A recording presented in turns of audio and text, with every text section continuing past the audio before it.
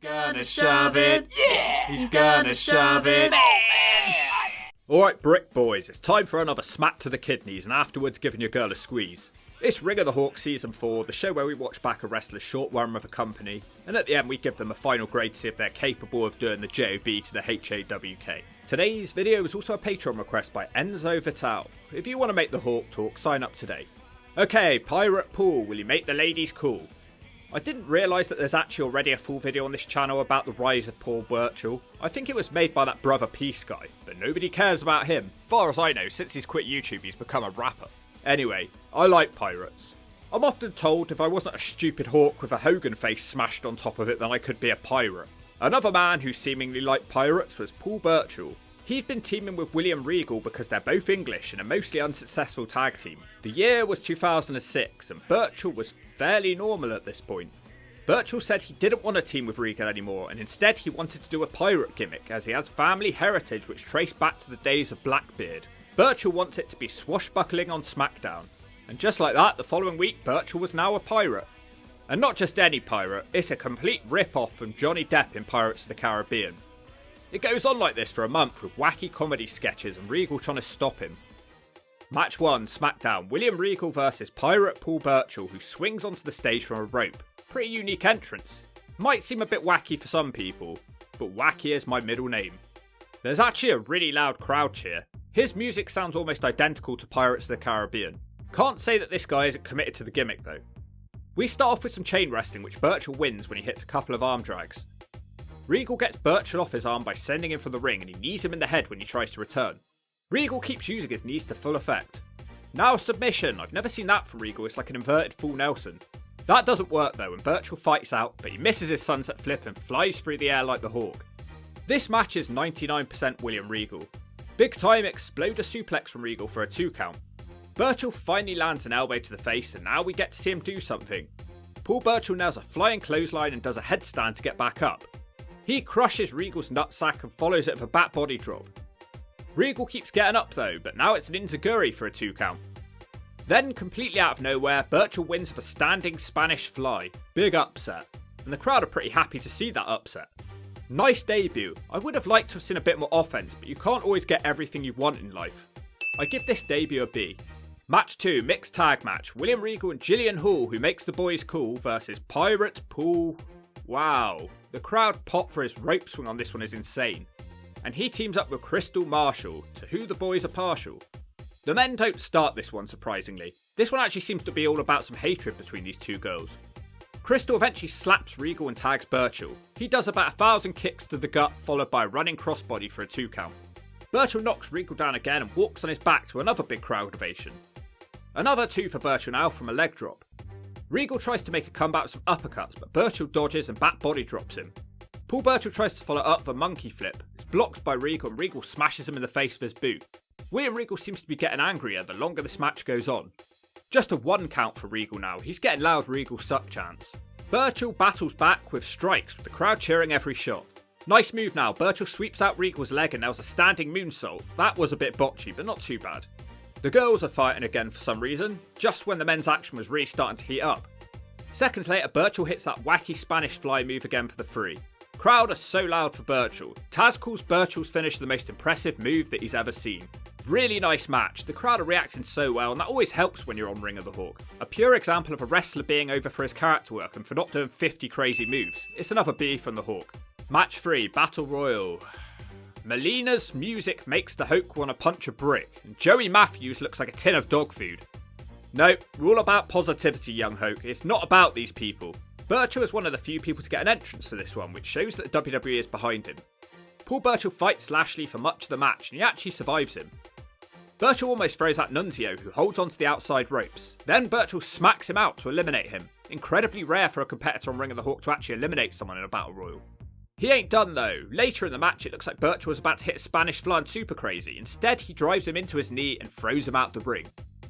Just after that Tatanka delivers an onslaught of chops which sends Burchill out the ring.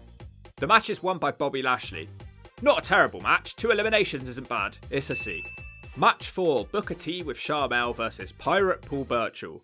Michael Khan commentary says it isn't like Pirates of the Caribbean, except it is. Burchill even has eye cream on, just like Johnny Depp.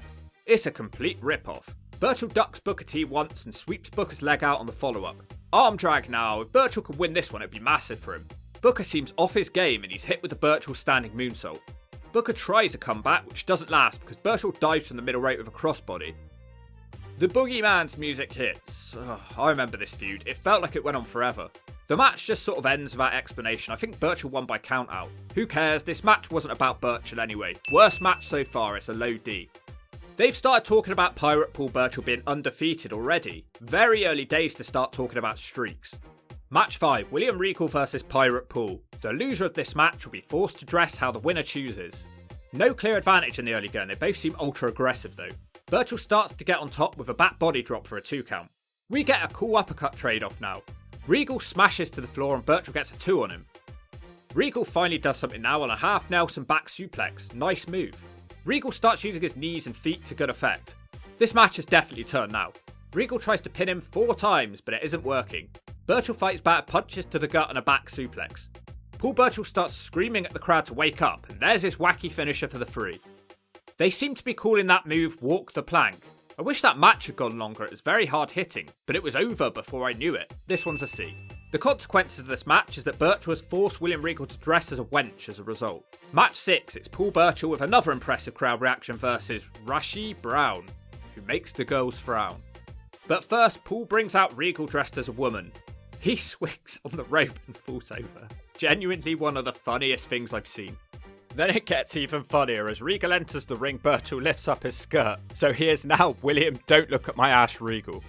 Burchill pokes Regal's ass with his sword. They're now saying that Regal will stay dressed like this until Burchill loses a match. Anyway, we do have a match here. Brown overpowers Burchill and shoves him away. Brown misses a clothesline, is thrown to the mat by Burchill. Brown ain't done though and he rakes Burchill's eyelid. Maybe he should have worn an eye patch. Seconds later, Burchill shoves his opponent into Regal on the apron and he hits the walk the plank for the 3. A very entertaining segment. I have to confess though, I think Regal is a big part of how popular Burchill is getting. It's another C from the Hawk. Match 7. The Gemini, who look like a couple of penises, versus Burchill and Regal. Check out that sign in the crowd. Burchill floors one of the Gemini and tags in Lady Regal. She doesn't do well against the Gemini. She wrestles for a few minutes and tries to tag out, but Burchill randomly refuses to tag and walks away. Regal is beaten by a move that they call the cross trainer. Not a lot to say, and not sure where this is leading. Burchill came across as a dick to Lady Regal, so it's an S. I have to say though, overall from an onlooker's perspective, things seem to be going quite well for Burchill. But behind the scenes, not so much. WWE had caught the attention of Disney, who were not too happy about Burchill's gimmick. Worse still, he was working injured after blowing out his knee during his rope swing entrance. Burchill misses the next 2 weeks of telly. Match 8, Mark Henry versus Pirate Paul Burchill.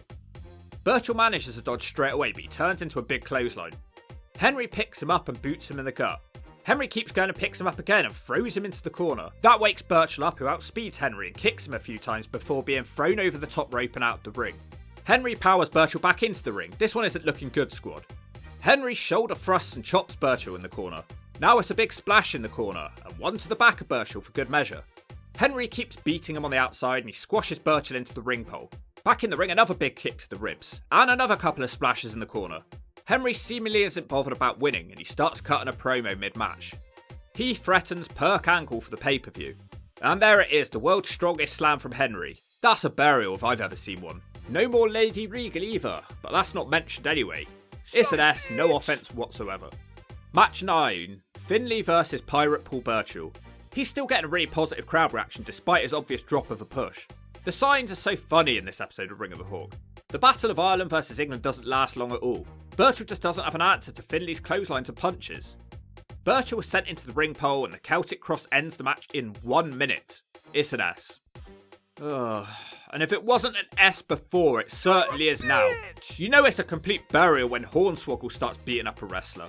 I almost feel angry now, and I started out so happy here. Match 10, final match. Probably for the best. Once again, it's Mark Henry versus Pirate Paul. Incredibly, he's still getting a loud crowd reaction. Burchill jumps into the ring where he's flattened straight away. Burchill can't even get his coat off as Henry hits some knees.